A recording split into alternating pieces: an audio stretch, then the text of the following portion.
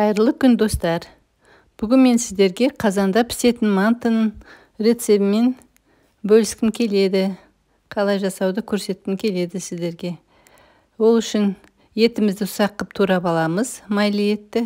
Картошканы аршып бөліп қоямыз.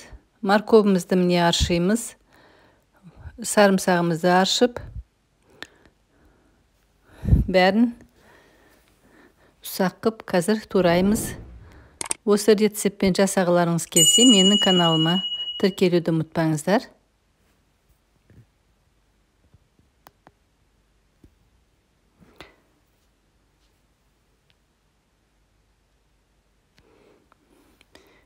Мен найзермен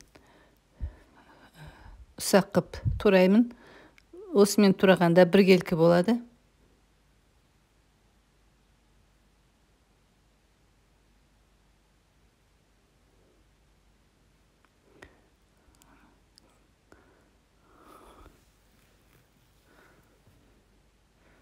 Картошканы, сарымсақты, морковты бәрін осылай осы найзермен тураған кезде біркелкі болады. Біркелкі төрт бұрышты болады.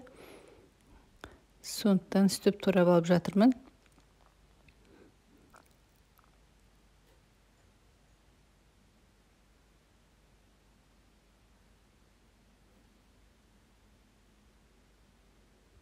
Үнемі манты варкаға пісіргеннен гөрі бір уақыт осылай қазанға пісірсеңіздер, қазанның астындағы подливы әбден сіңіп, капустасы, перец болгарский дәмдері бәрі сіңіп, сондай сочный болады мантыларыңыз.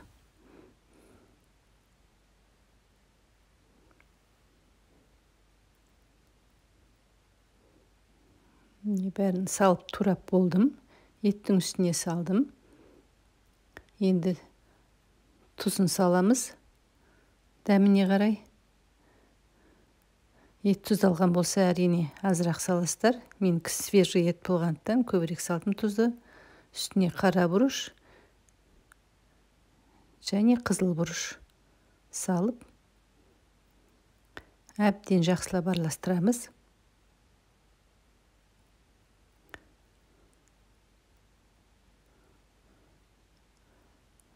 Әбден араластырып болған соң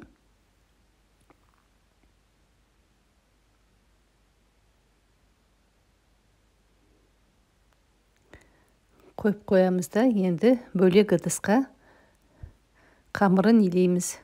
Қамырын илеу үшін мен бір стакан суға бір жұмыртқамды салдым. 1,5 чай қасықтай сұйық майды құямын. Сұйық май болған кезде тестамыз жақсы болады, езілмейді. Еленген ұнымызды салып, қаттылау қып, қамыр илейміз.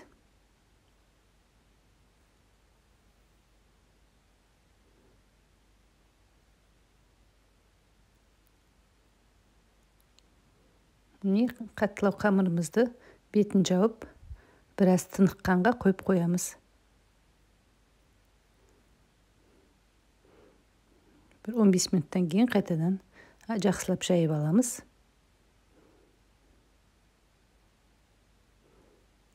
Жақсылап жайып аламыз. 4 бұрышты бәрін кесіп, ортасына жәнегі дайындаған фарштарымызды салып, кәдімгі мантыны жасаймыз. Осы жолы әрине өзгешелеу қылып жасап жатырмын, қазанға пісетін болғандықтан.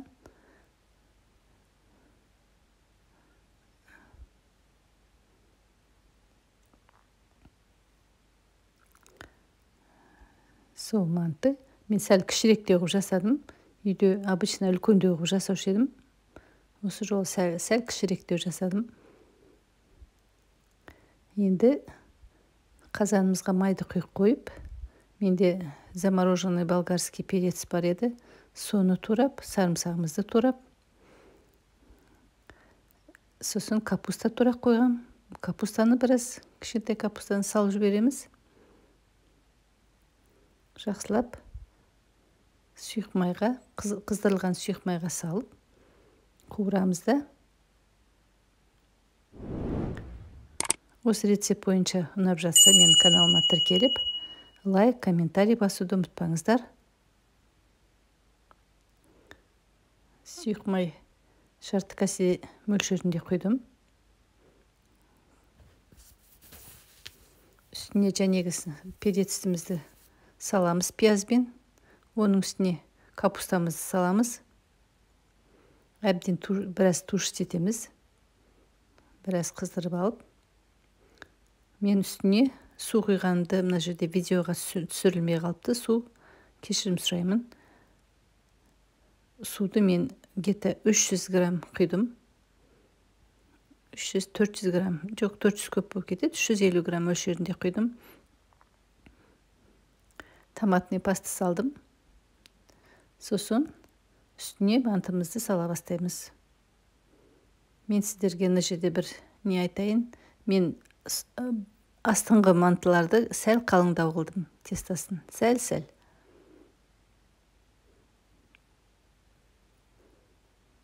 Бетіне әбден салып, бетін жауып, 40 минутқа қойып қоямыз. 10 минут мен басында қатты отқа қойдым, сосын сәл басып қойдым қалған уақыттарды. Сәл басын қырап қойдым. Сонымен міне керемет манты пісіп шықты. Назарларыңызға рахмет. Менімен бірге болыңыздар. Әлі де каналымда рецепттер болады жақсы. Сіздермен болған Алтынай.